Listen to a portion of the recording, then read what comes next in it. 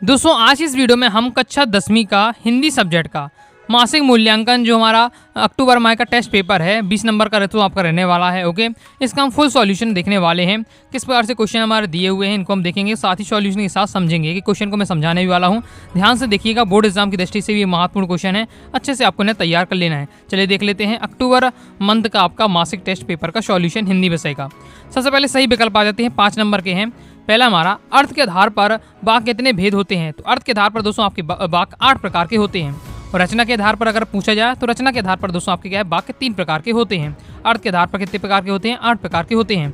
Confusion हो जाती है तो इस प्रकार से याद रख सकते हैं। देखिए अर्थ लिखते हैं, जब अर्थ हम इस प्रकार से लिखते हैं तो अर्थ में क्या आता है 8 आता है, और जब 8 लिखते हैं तो भी आता है, तो अर्थ में भी 8, 8 में भी 8। इस प्रकार से आप याद सकते हैं, अर्थ के आधार पर 8, रचना के आधार पर 3। नेक्स्ट है फसल नामक कविता के कवि हैं। तो फसल नामक जो कविता है वो नागार्जुन ने लिखी है। नेक्स्ट हमारा एक कहानी यह भी पाठ की विधा है। तो ये एक कहानी यह भी हमारी क्या आत्मकथा है, आत्मकथा है मतलब क्योंकि इसमें मन्नू भंडारी जी ने अपने जीवन के बारे में बताया है। ओके, तो इसलिए आत्मकथा की श्रेणी में आता है।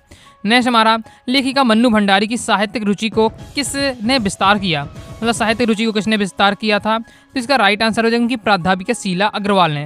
ओके, शीला अध्यापिका जो उनकी थी उन्होंने क्या है उन्हें प्रेरित किया किसके लिए कि वो ज़्यादा लेखकों के बारे में समझें, पढ़ें और साहित्य के बारे में जानकारी प्राप्त करें। नेक्स्ट कमल तालाब को छोड़कर कहाँ मिला है झोपड़ी में मिला है। ओके, जब आप कविता पढ़ेंगे ये एक दंतर मुस्कान में, उसमें ये पूरा बताया जाता है। ओके, कंप्लीट हो जाता है। आगे देख लेते हैं। अब दोस्तों हम देखेंगे एक वाक्य में आपको उत्तर देना है। 5 नंबर के पहला है मन्नू भंडारी के पिता रसोई घर को क्या कहते थे। तो भाटिया खाना कहते थे। ओके, देख लेते हैं, मैंने लिखित रूप में भी आंसर आपको दिए हुए, देखिए इनके सभी सॉल्यूशन आपके लिखे हुए हैं। तो पहले का राइट आंसर हो जाएगा भाटिया खाना। नेक्स्ट हमारा प्रश्न क्रमांक दूसरा है नागा अर्जुन का मूल नाम क्या है। तो वैद्यनाथ है। आग बबूला होने का मुहावरे का क्या अर्थ होता है। तो बहुत गुस्सा होना। ओके दोस्तों, वीडियो को लाइक नहीं है, वीडियो लाइक जरूर कर दीजिएगा क्योंकि मैं आपके लिए लगातार मेहनत कर रहा हूँ, आप देख रहे हैं। ओके, तो लाइक जरूर कर दीजिएगा। आगे अगर आप लोग कहेंगे तो बोर्ड एग्जाम के लिए मैं सिलेक्टेड इंपॉर्टेंट क्वेश्चन भी आपका कवर करा दूंगा। तो सब्सक्राइब कर लीजिएगा, साथ ही दोस्तों के साथ वीडियो को शेयर जरूर करिएगा। ओके, नेक्स्ट हमारा क्वेश्चन है एक दंतुरित मुस्कान में किसकी मनोहारी मुस्कान का वर्णन किया गया है।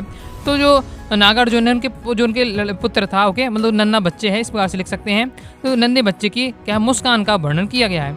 नेक्स्ट है मन्नू भंडारी की एक रचना। तो यह एक कहानी यह भी, और एक उनकी रजनी एक नाटक है। ये आपको लिख सकते हैं, कोई भी आपको बता देना है, कोई भी एक रचना। ओके, तो इस प्रकार से दोस्तों मैंने आपको कहा है प्रश्न क्रमांक दूसरे के भी जो सभी क्वेश्चन के सॉल्यूशन समझा दिए। प्रश्न क्रमांक दोस्तों हमारा तीसरा है, ये क्वेश्चन आंसर आ जाते हैं।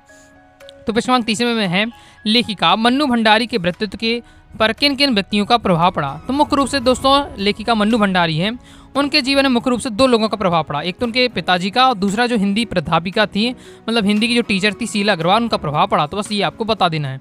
नेक्स्ट हमारा प्रश्न क्रमांक चौथा है कि कवि के अनुसार फसल क्या है। कवि के अनुसार फसल क्या है। तो कवि के अनुसार फसल ढेर सारी नदियों के पानी का जादू है, अनेक लोगों के हाथों का स्पर्श की गरिमा है तथा बहुत सारे खेतों की मिट्टी के गुण का मिला जुला परिणाम है। अर्थात फसल किसी एक की मेहनत का फल नहीं बल्कि इसमें क्या सभी का योगदान सम्मिलित है। ये आपका सॉल्यूशन हो जाता है।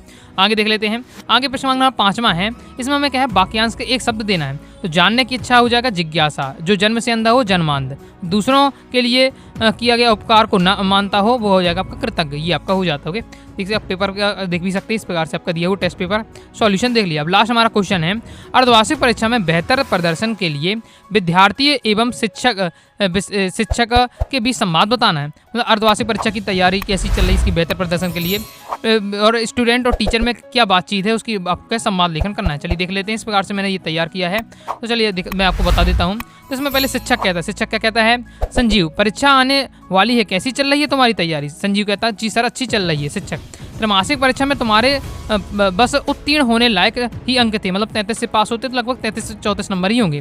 तो मैं इसलिए पूछ रहा हूँ कि कहीं इस बार अर्धवार्षिक परीक्षा में ऐसा ना हो जाए कि तुम्हारे उत्तीर्ण होने में क्या है मुश्किल हो जाए। ओके, टीचर समझाते हैं कि त्रैमासिक परीक्षा में तो पास लायक ही नंबर थे, ऐसा ना हो अर्धवार्षिक में कि फेल हो जाओ। तो संजीव कहता नहीं सर, इस बार मैंने मन लगाकर तैयारी की है, आपको शिकायत का मौका नहीं दूंगा। शिक्षक बहुत खुशी हुई तो तुमसे ऐसा सुनकर, आशा है तुम्हें अपनी बात को क्या पूरा करोगे। संजीव जी सर। शिक्षक संजीव सभी को पता है कि तुम खेल कूद में अव्वल हो, अव्वल यानी होशियार हो, लेकिन बेटा तुम्हारी पढ़ाई भी जितनी जीवन में उतनी ही आवश्यक है, उसे भी आकलन के लिए क्या है, लिए परीक्षा ली जाती है। संजीव जी सर, मैंने अपना पिछला परीक्षा फल देखकर बहुत मेहनत करी है।